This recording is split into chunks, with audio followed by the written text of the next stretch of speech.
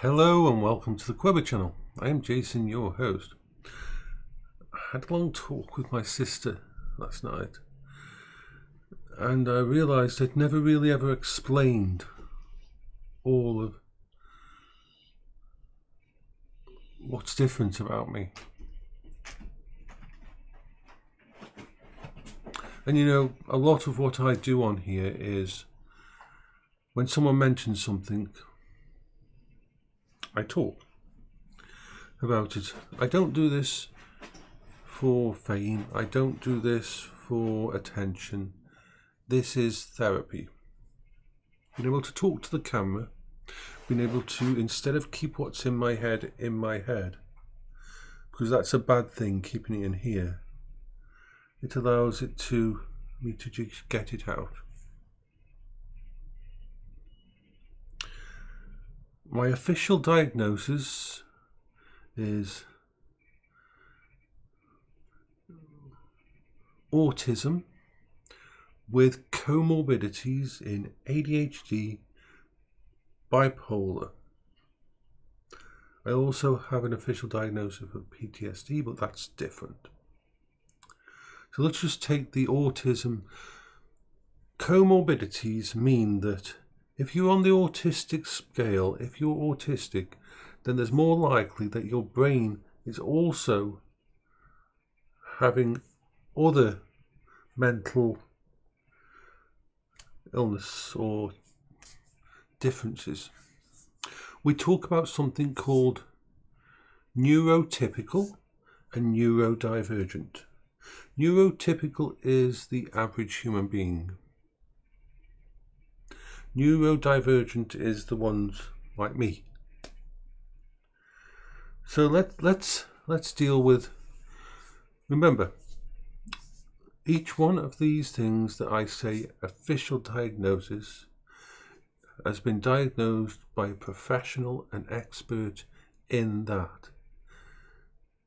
They look at your past, they look at your report cards, they have access to your medical history, they read what comments your doctors has put on your files and that.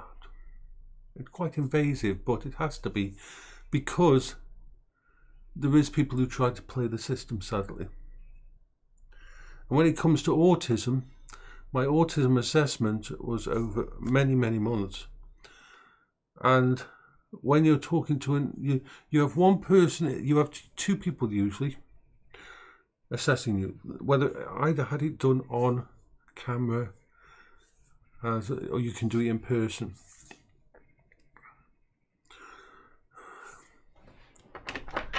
But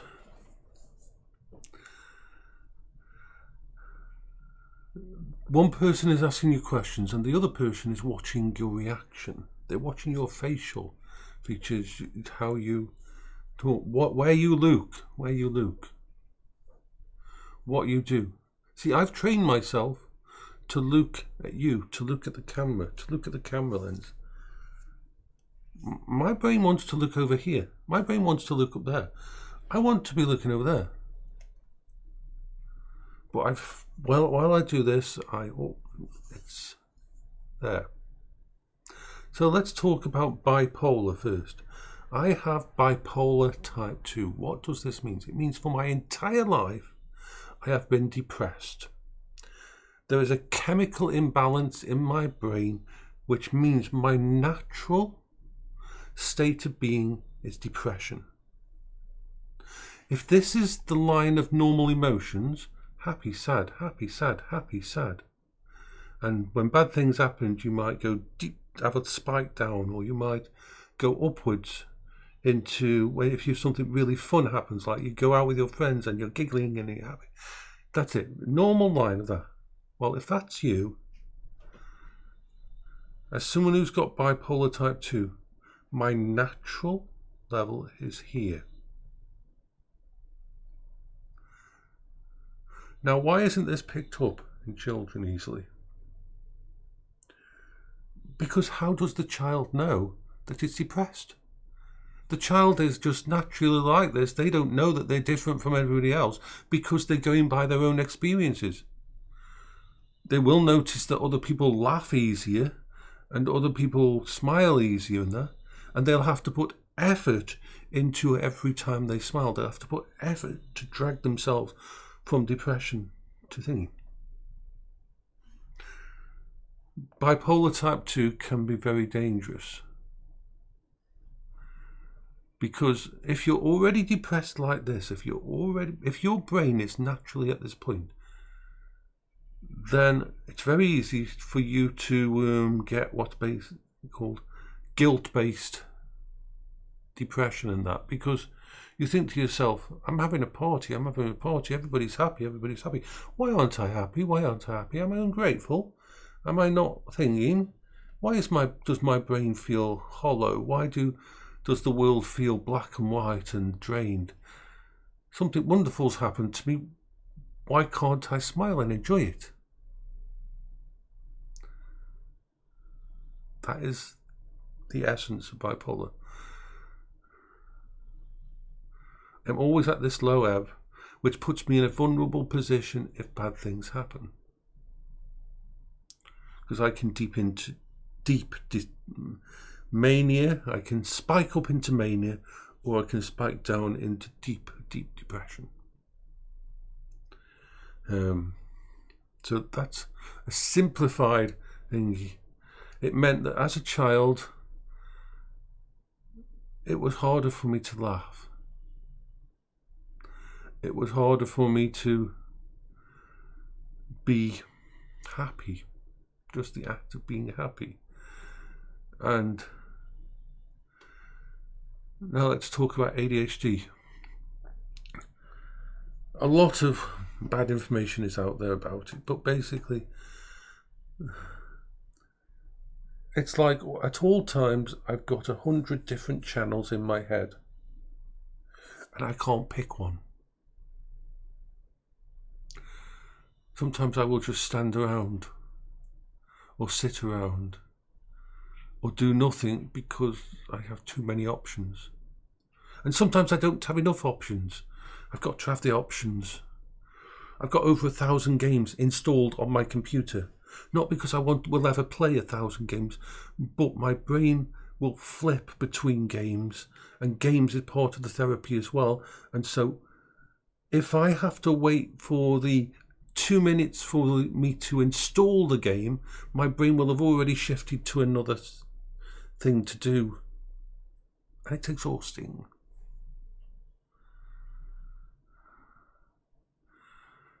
I can be hyper-focused. I can focus on something completely. I can be absolutely brilliant at something.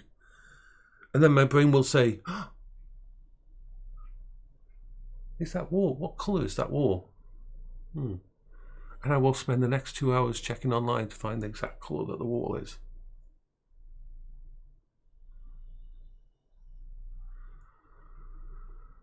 It's like, and I can't switch tracks.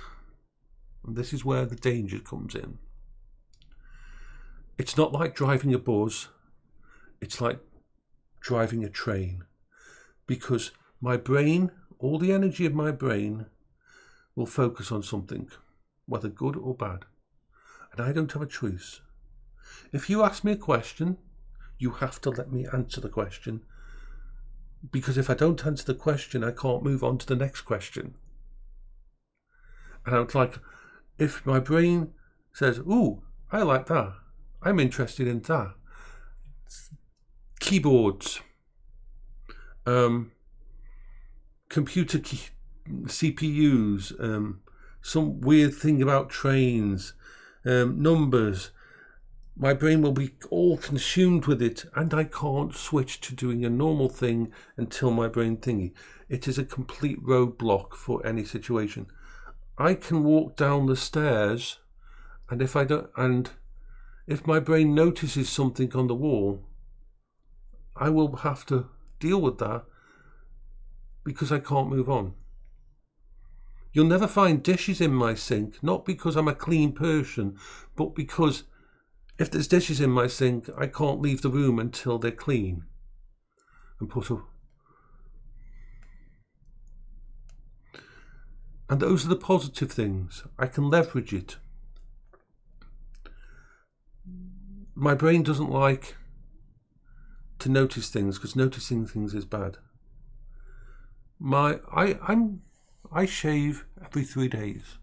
I shave not because I want to. I'd love to have a beard. I would love to have a beard. Part of me, I would love to have a really nice long beard.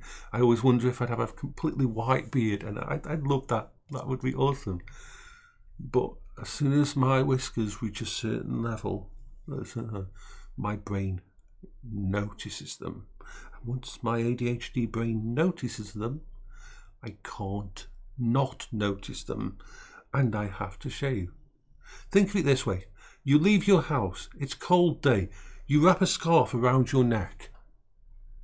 Now almost instantly, your brain will say, okay, we can ignore the feedback from the scarf around the neck.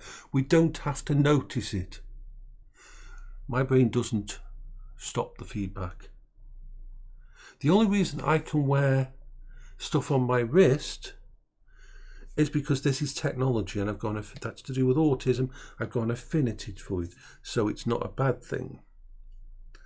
But even when I was married, I couldn't wear a wedding ring, because if I put a wedding ring or any kind of ring on my finger, my brain would focus on it, and that's it. It would focus on it, and I wouldn't be able to do anything.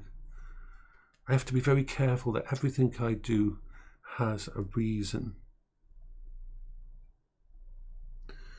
And where does the bad thing come? Well, if you pair together the deep depression of bipolar with my brain's inability to switch tracks, if I start thinking about something like Paola's cancer and how she died and how I didn't save her and all that, those two together can steamroll and drop me down really deep, dark depression. So I have to watch those kind of things.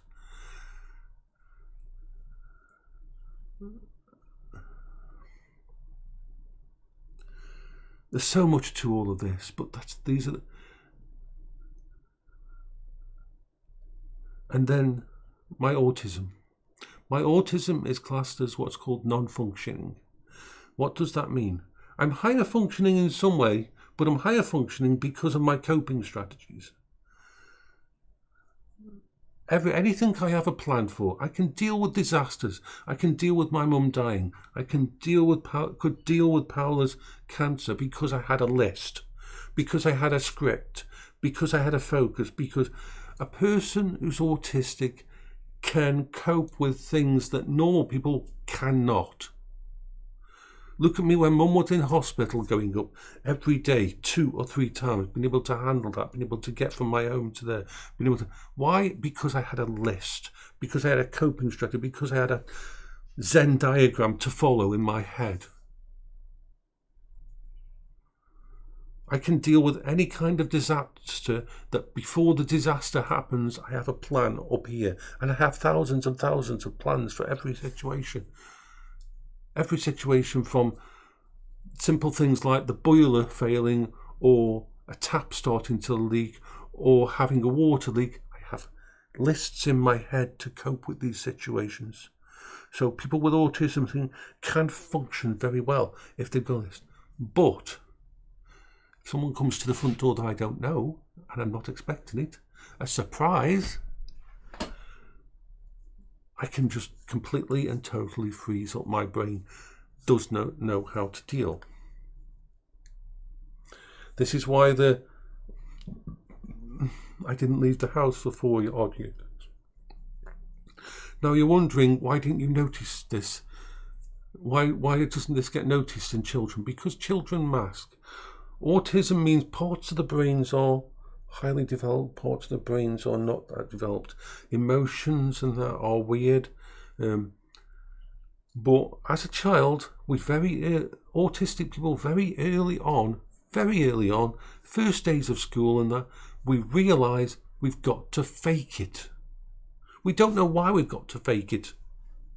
We don't know why we have got to do the thing. And when we look around and see how easy everybody else seems to be doing things like leaving the house, and for us we have to prepare for leaving the house, we have to make sure that we're following a plan, a list, we start to fake it. We create something called a mask. Now, masks are not good. It means every time I went to school, I had to put effort into this mask to be normal so I didn't get bullied, to be normal so I didn't get laughed at, to be normal so that I could sit and listen to the person at the front of the thing trying to teach me, when all my brain wanted to do was, I had seen a little tiny speck of dirt in the corner as I walked into the room, and my brain was focused on that, and I wanted to see how that speck of dirt affected the bottom of the shadows in that corner of the room. A mask is a layer of effort that an autistic person puts on that means they can become not only exhausted, but they can lose themselves. They can forget who they really are because they spend so much time masking, which is why when a person who's masking stops masking, they can't masking again or trying to fit in. They have to start trying to find themselves. The weirdness comes out.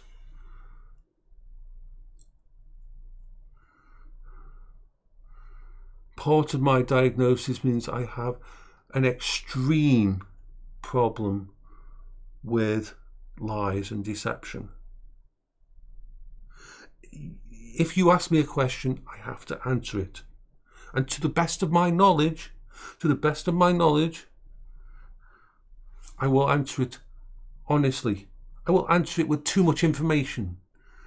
This is just the way my brain works. And you have to let me finish answering, because I can't move on to something else until I've answered the question that you've asked. This is why sometimes I will talk about stuff and keep talking about it and talking about it and talking about it, because I'm trying to get it out of here so my brain will get bored with it so I can move on to something else and actually do something else.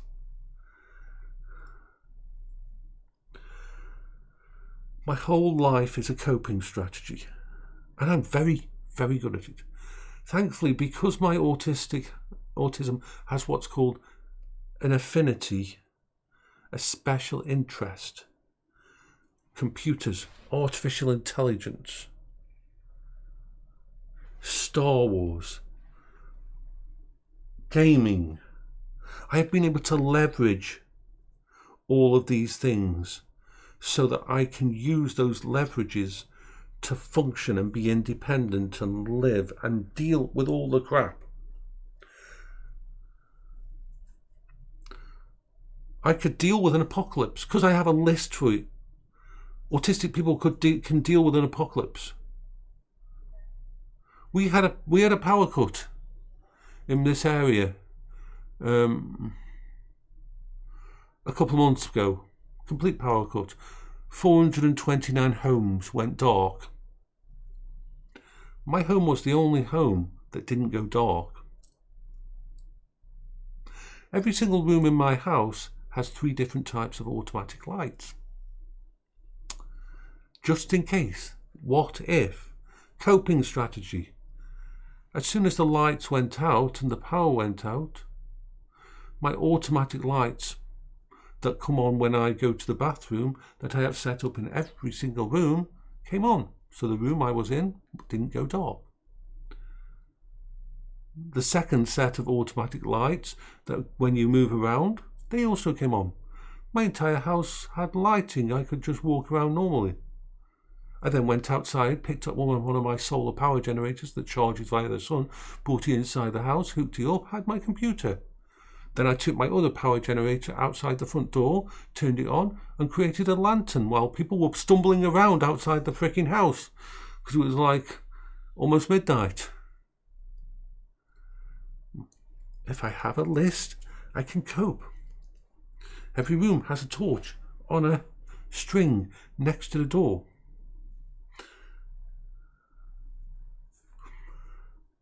If my computer breaks, 30 seconds, I can press a button and have a computer over there up and running and do exactly the same thing as I'm doing here. And if that one breaks, I've got a computer downstairs in the kitchen. I can do the same. Lists. coping strategies all in place, because if I don't have those coping strategies in place, I will freeze up, I will stop, I will sit for entire days just catatonic. That's the danger. That's why I don't. The Quingo is my mobile safe space. That safe space allows me to, while I'm on that, I'm focused on that, I can do anything. I can cope with anything because it's part of my coping strategy, and it allows. I look pretty much perfectly normal here because I've been doing this since 2019, and I've got the coping strategies for it every day. Every morning, as soon as I wake up, the first thing I do is come in this room and do a vlog. This isn't for a career, this is because any thought I have in my head, I can't leave in my head to go round and round and round and round and turn into an action. Instead, I come in here, like I said, after I had the talk with my sister last night, I thought, I need to do a thingy here just to explain the basics of my actions and how I act and how things go. Every time when I wake up, the first thing, whatever thoughts in my head, I have to come in here and get it out of my head onto here.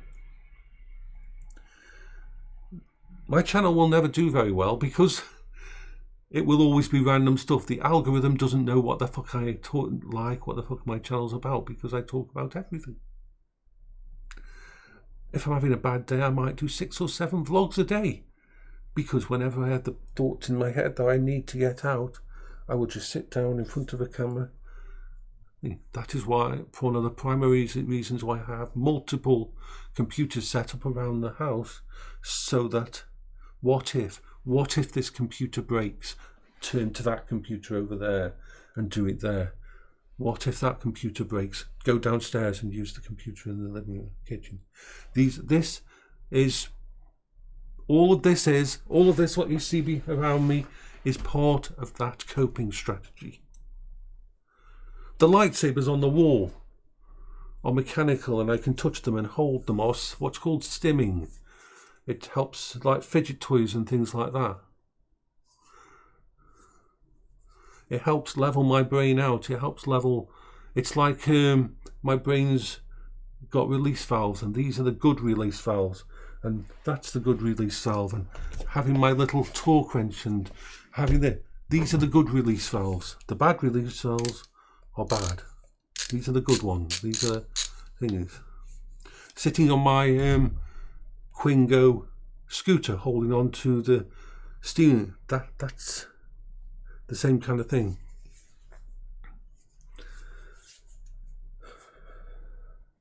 I always have to have thousands of projects to occupy my brain, so I can jump from thing to thing to thing to thing whenever my brain's going in a certain direction.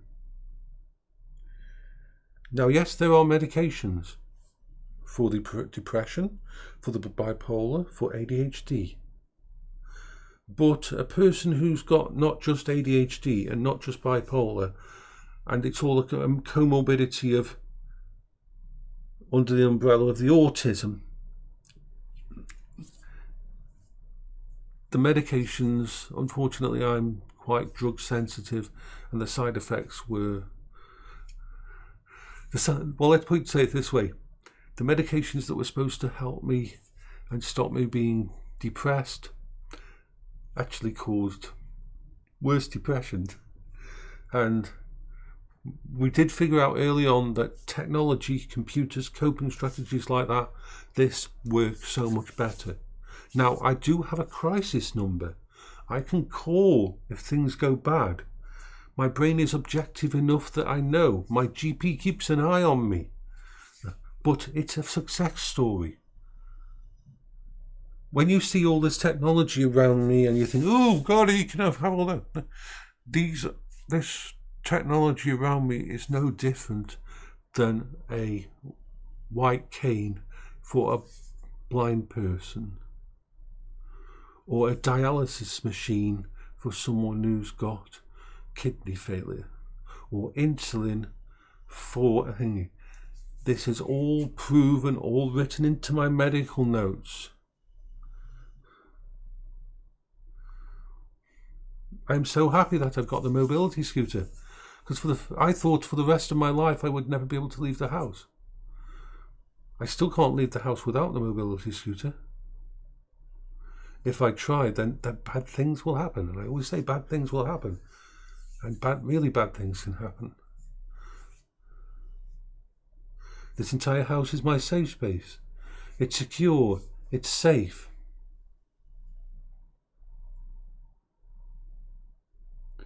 I'm extremely analytical. I can take apart computers with my eyes closed. I can do some things that are really special.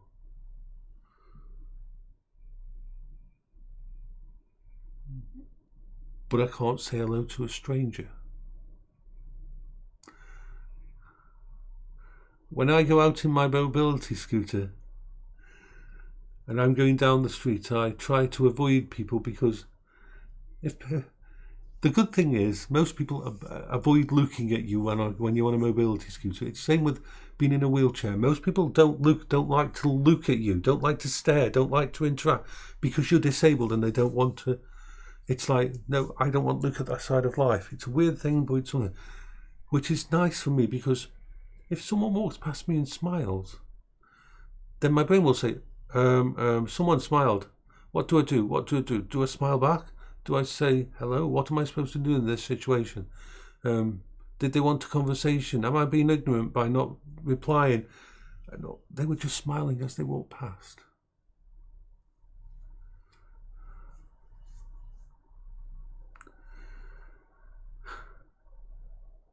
So anyway, this has been a long one again, but this is how I love to live my life.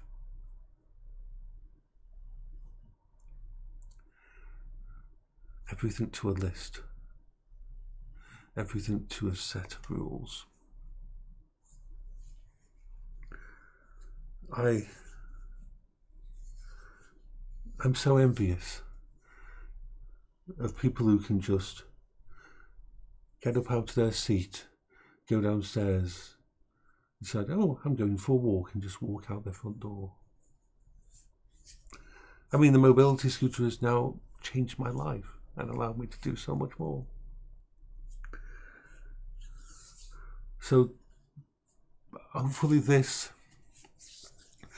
explains the challenges and the situation. And before we finish, there's one thing I've got to be very, very...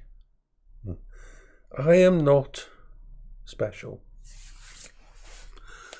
What I face and what I talk about, a lot of people talk about. A lot of people deal with. A lot of people are going through this kind of stuff. It's very different from having a bad day. I have to focus my entire life around trying not to have a bad day.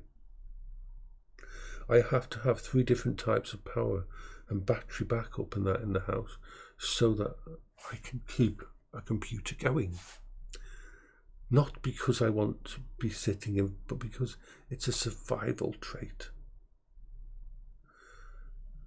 Technology and my affinity to technology keeps me going, allows me to function.